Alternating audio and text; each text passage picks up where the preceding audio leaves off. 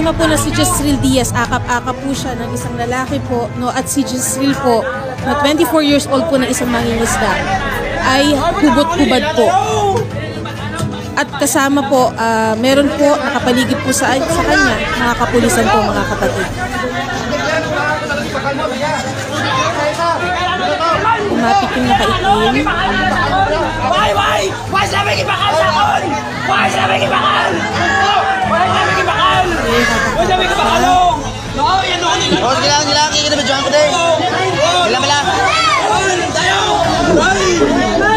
Anong inyo man? Hindi na sakto ilaya. Sa pader. Biin man na. Lugay. Ayun yung tanan. At akap. Dalawang lalaki na po nakapaligid sa kanya. May lalapit po na isang lalaki dito. Lugay na. Lugay na. Ayan. Na parang may nakuha. Ng isang shabu daw po. Okay. Hindi po, mga kapatid, yung mga nakamonitor ko sa Radyo 5, hubad-hubad po itong si Jezreel Diaz. Nakapaligid po sa kanya yung mga kapulisan po natin. Nakita ko yan kagabi, yung lalaki, hubad-hubad. Sirapi, yung lahat po ng mga yung kung kailangan po yung presensya namin, kumokontak naman po yung mga pulis sa atin. So magbase po sa inyong record, okay? Yung record dito sa barangay. Ano po yung estado o pagkatao itong si Jezreel Diaz? Si Jezreel naman po, wala po siyang record. Maliban doon po sa yung nadakip sila ng siguro na ng 2018. Tapos nakalabas siya. Oo, nakalabas siya. Pero yung kasamahan niya nandun sa nakakulong. Oo. Okay, so yung nadakip po siya noong 2019 na po. 2018 na tayo. Opo. Bypass operation din ba po yun? Drugs operation din po. Sabi po kasi ng mga pulis, marami na po mga netizen, nagreklamo, mga taga-barangay, nagreklamo na po siya. Ito si Jezreel sa pagtutulak ng droga at may mga nahuli mga pulis at siya ang tinuturo na source. Opo, oo. Ano ba yung records po sa barangay? Si Rapi, yung record na sa barangay na reklamo, yung kasi 'di ba, yung natin, yung mga kapulisan natin, pwede naman makapag-direct yung mga tao, 'di ba? Yung sa nila sa reklamo. Sorry. Idol. I-check mo nga sa PDEA kung totoo may coordination. Kasi sinabi niya kanina ni Colonel, meron daw coordination sa barangay. Sabi ni Chairwoman, wala. Okay, ngayon sinabi ng police kanina, may coordination sa PDEA. Now, gusto ko malaman kung talaga merong ginawang coordination sa PDEA. Yes, sir. Kasi yung procedure yan procedural yan na bago gumawa ng bypass operation, ang mga pulis sa amang lugar, dapat coordination sa pinakamalapit na police station na may teritoryo dyan, and then B, PDEA, C, barangay. Dapat yung tatlong yun na susunod. Failure to do so, pagdating sa korte, mukhang nahihirapan sila. Baka ma-absorb lang yung suspect. Am I right, Atty. Aina? Yes, sir. Kailangan po nandoon yung mga personalities na ito para ma-ensure yung legality ng buy-bust operation at yung procedural requirements ay masunod talaga. Di ba dapat present yung barangay, present yung yung sa PDEA, maski hindi na, pero at least meron man lang presence sa taga-barangay. Yung iba pa nga mga pulis, pag gumagawa ng bypass operation, matatandaan ko, nagsasama pa ng media. Para safe na safe talaga, and media maging testigo na legit yung bypass operation. At saka yung sinasabi ko, at yun ay yung ultraviolet powder. Yun, ginagamit pa rin sa ibang bansa Yes, sir. Sabi ng pulis natin dyan, wala na rin silang stock, which is parang nakakapagtaas ng tigay. Bakit na wala na silang stock? Dapat palaging may stock silang ganun. Diba? Tama dapat po kayo. Tama po kayo doon, sir. Ang Supreme Court ko, hinahanap yung tinatawag na 4 links in the chain of custody. At yung unang-una po dyan is yung seizure and markings. Yung markings po na sinasabi doon sa mga ginamit na mga epektos para mahuli po yung pusher or yung seller. Meron dapat body cam itong mga pulis natin. Kasi protection din nila ito eh. Yes. Both sides po, being protected. Protektado yung karapatan ng mga suspect. Protektado rin yung mga polis dito. Now, maraming mga butas na nakita ko dito sa ating law enforcement ng mga polis. Una, wala silang body cam. Tapos, pangalawa, ito, yung ultraviolet powder, wala sila. So, baka pangdating sa korte, mababaliwala lang to. Kung talagang totoong po siya. Halimbawa na lang, totoong po siya talaga si Jesús Diaz. Kung may magaling-galing din ang abogado, kayang kay absuelto to, di ba? Di ba? Opo, ang tawag po doon yung ano. Procedure. Yes, sir. Kasi yung integrity at saka evidentiary value, pinapahalagahan po ng korte kasi criminal case po ito. So, kailangan talaga na mapatunayan with beyond reasonable doubt yung krimen. Kanina, sir, di ba nagtatanong kayo kung merong may history yung arestado. Mahalaga rin po ito kasi dalawang test po yan objective at saka subjective test doon sa ginawang operation. Yung pong tinanong ninyo kung may record po, nandun po yun doon sa subjective test para mapatunayan na legal yung tinatawag na entrapment operation. Kasi parang ito entrapment operation ang nangyari dito, sir. Colonel, sabi niyo po kanina na meron kayong ginawang coordinate sa barangay. Sabi po ni Chairwoman, wala daw po. Sir, i-clarify ko lang, sir. Hindi po kami siya nag-coordinate sa barangay Mambulak, pero mayroon po kaming dalang barangay Kagawad from barangay Hawayan po. So sila din po. Kasi yung reason naman po dun, sir, is para hindi po mag-leak, sir, yung information. At allowed naman po yun na any public official, sir, na mag-witness. At yun ay na po, di ba yun? Barangay Kagawad from other barangay para hindi magkaroon ng leak. Sir, siguro ang gusto nilang ang gusto siguro nilang ma-establish is that there is a local government official involved. Okay. So tama. Ako personally okay sa akin 'yon. As long as yung sinama po nilang Kagawad may credibility. Yes. At gagawa siya ng parang sworn statement na andoon siya. Diba at that time. At siya ay pinuha ng mga polis as testigo. Colonel, wala ba kayong mga body cam, Colonel? No? Meron po, sir. Meron po kaming issue, sir. Dalawa po yung ginamit namin, sir, na body cam na body worn camera, yung issued po ng PNPE po. Good. So nung araw ng operation, sir, naka-body cam ba yung mga polis ninyo? Yes, sir. Yes, sir. Dalawa po, sir. Good. Yan ang mag-advocate sa inyo, pero hindi mo naman sinabi. So, ibig sabihin, meron sa body cam. So, kuwang-kuwa din sa body cam na yung transaction na nangyayari. Hindi siya, sir, yung full transaction, sir. Kasi yung nakahawak, sir, ng body cam, yung backup na police natin, sir, na nakakonceal, sir, sa siguro, sir, mga 15 meters to 20 meters, sir. So, medyo yung pagkakakuha, sir, hindi rin ganun na, sir, makikita talaga, sir, yung transaction, sir. Hindi kita yung transaction. Hindi po kasi pwedeng magsuot, sir, yung natin, sir, yung police na bumili, sir, kasi malaki, sir, yung camera. Makikita po yun, sir, ng... Okay. Kaya yung backup niya po, sir, yung humahawak nun, sir, medyo may kalayuan lang, sir. Pero nakikita pa rin yung transaction din sa video. Sa dulo, sir, yes, sir. Yes po, sir.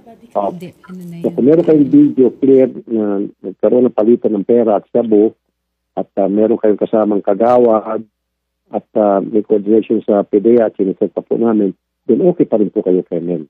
In compliance po, sir, sa Section 21, sir, meron po kaming media, sir, tsaka Kagawad, sir, na, sir, na witness during the... Meron din po kayo kasama media, sir, Colonel? Meron din po, sir. Nakuha niya po, sir, yung live, sir, na, sir, na sir, na operation namin, sir. Naka-live po siya, sir. Yung taga-media, sir, present po yun during the operation? Yes, sir. Nandun po sila, sir. Taga saan po yung media, sir? Ano siya? Sa radio? Yung media po, sir. Radio station po, sir. Local media po dito, sir, sa Bacolod, sir. Okay, so legit na media yan. Okay. At may pangalan po tayo ng media man. Meron, sir. Si Minandro Binitwa, sir, yung media, sir. DYRL, sir. RMN, sir. Radio Mindanao Network, sir. Radio Mindanao, RMN. Radio Mindanao Network. Okay. Yes po, sir. Sige po, Colonel, kung ganun, mukhang everything is in order. Ika nga. Sige, ito pong si Sir Jesús Diaz, meron naman tayong pinatawag ng Public Attorney's Office. So, i-monitor na lang natin yung maging kaganapan sa proceeding. Yes, at saka i-send ko, sir, yung ano namin, sir, Certificate of Coordination sa PDEA, sir, para mabasa niyo rin po, sir. Opo, Ken. And again, kanina po pa kayo pinukomment, di ba? And, Yes, sir. Maraming salamat po. Kami po pro-law enforcement and anti-drugs din po kami. Galit na galit po kami. Thank you, sir. Thank you, sir. Sige po. And again, for the second time, Colonel, congratulations po. Job well done, Colonel. Okay? Yes, sir. Yes, sir. Thank you, sir. Tapos mabuhay po kayo. Sir Danilo or Justin, pasensya na po. Ang gagawin po namin ngayon, ang pwede namin maitulong is yung pong inumonte na lamang namin po, yung takbo po ng kaso, kasi po nasa naisablit na pala ito sa Piskalya. Sir, good afternoon po. Concerned citizen lang po ako. Yung mga nasa po sir ngayon, hindi po masyado sila makapagsalita ng Tagalog. Ako na lang po magsasalita para po sa kanila, sir. Sige po ma'am. Sir, yung sa po, nung ni-read po nila si Sir Jezreel Diaz, sir, wala po silang body cam nun, sir. Wala nga po. Nasa ilang metro na pong layo yung may hawak. Kasi nga po yung body cam, sinusot po, nakikita po yan, very obvious naman pag, naka-body cam ka, magkipag-bypass operation ka, mahalata po yung katransaksyon.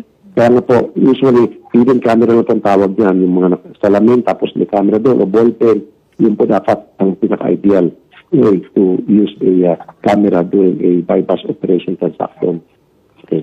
Kasi nga naman po, ma'am, alam nga ba naman magbabody cam ka, nakipag-transaction ka, kitang-kita na agad mong ka-transaction na yun po siya. Iwas na po yun. Okay. At ma'am, may coordination po. Ito na, pinadala na po kami.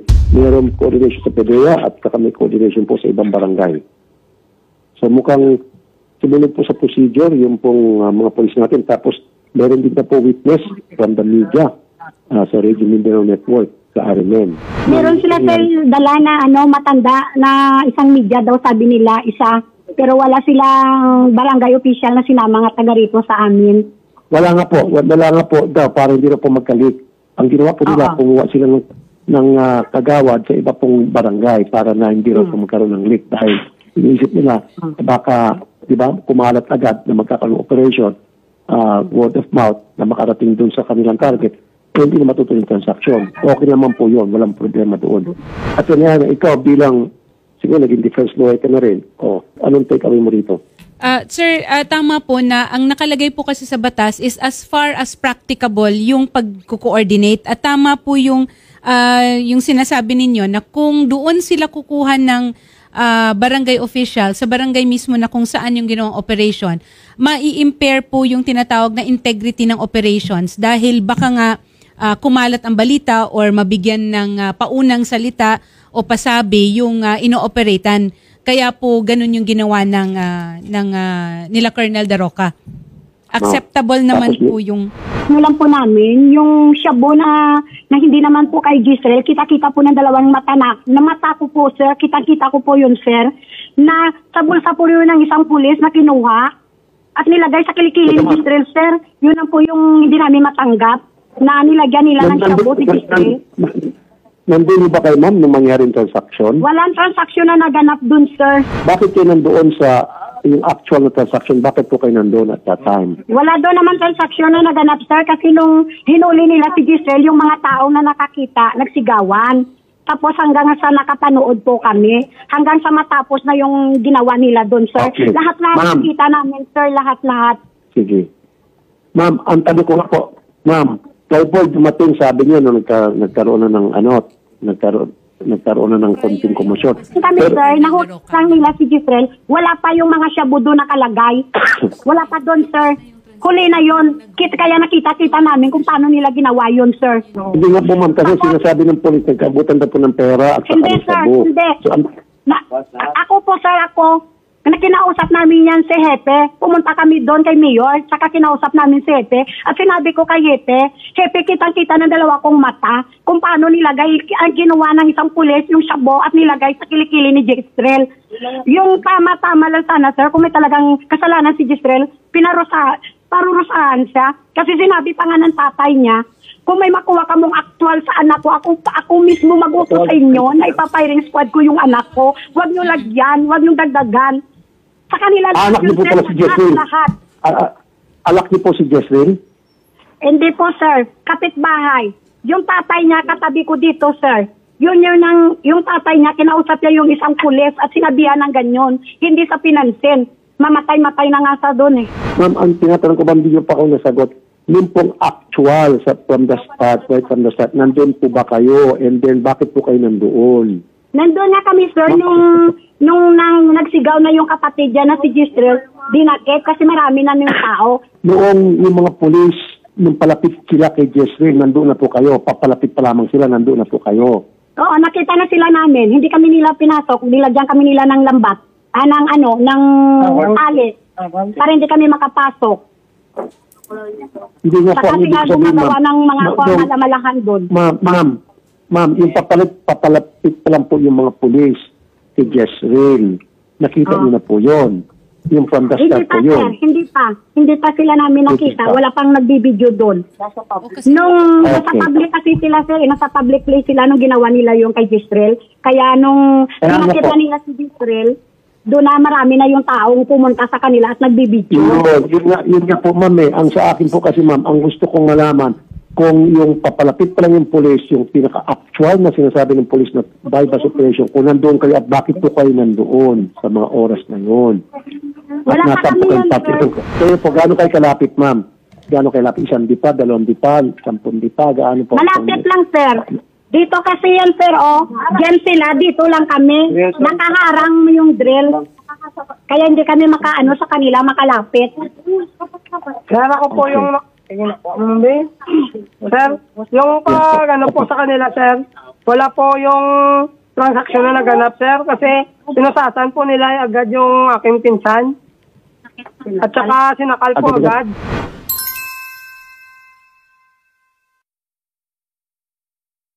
Sir Minando, magandang hapon po, sir, kapatid. Yes po, sir.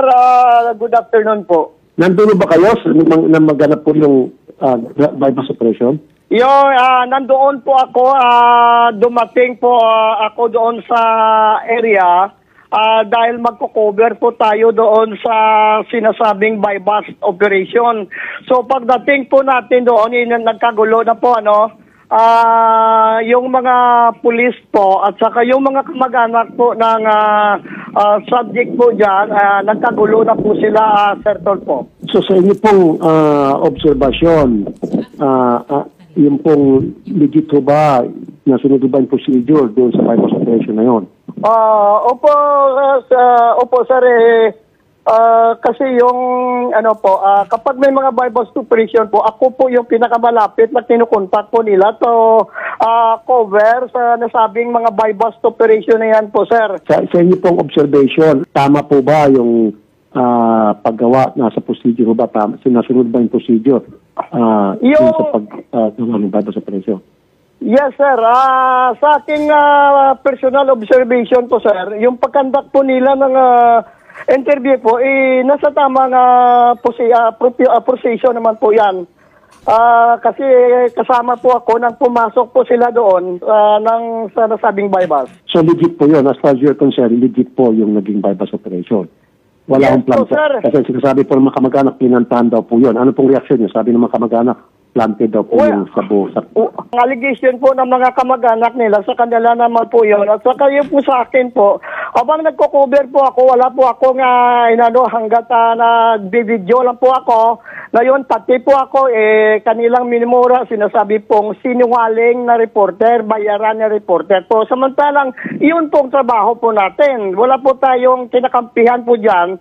Maging pulis o mga victim po, wala po tayong kinakampihan. At saka, naawa pa nga po tayo sa kanila. Pero wala naman po tayong magawa. Dahil siyempre, itukulin po natin yung pag-cover sa nasabing gawain po ng Silay PNP po. Matagal na po kayo nagko-cover ng mga bypass operation. Kayo pong pala since 2012 po, sir.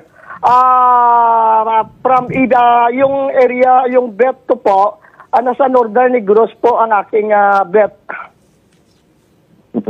At gusto ko lang magbigay din opinion, masakit yon para sa isang media man na tawaging bayaran, binabayaran ng polis para magplanta ng droga. I don't think so. Kung meron man dapat magbayad sa isang witness, dapat yung suspect. So in this case, bakit pa magbayad yung mga pulis sa isang media man para lamang makipagsabuatan sa plantahan? The police will not gain anything. Ang magiging dapat magbabayad yung pusher, diba? O yung drug lord. At anyway, masakit yung para sa isang media man pagbinta ka na bayaran na yung zone doing siya. So, masakit yun. Sino po tawag sa inyo na bayaran? Nagsisigawan po yung mga kamag-anak, kaya tawag kayong bayaran, sir.